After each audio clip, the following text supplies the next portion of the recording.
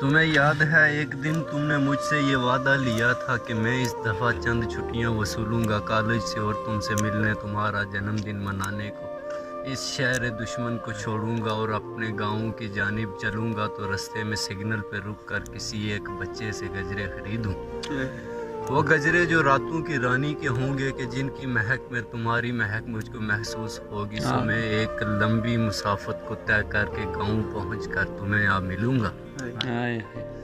میں بالکل تمہارے کہے کے مطابق تمہاری گلی کی طرف مڑ چکا تھا، محلے کے لوگوں سے ملتا ملاتا تمہارے ہی گھر کی طرف آ رہا تھا۔ پرانے سے گھر کو نئے پینٹ نے پھر نیا کر دیا تھا، مگر گھر سے باہر گلی میں گلابوں کی مرجھائی پتیاں خفا لگ رہی تھی۔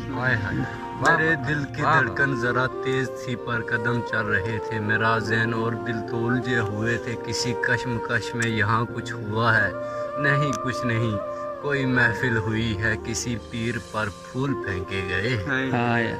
اسی کشمکش میں تمہاری بہن جس کو تم نے ہماری مکمل کہانی بتائی ہوئی تھی وہی مل گئی تھی۔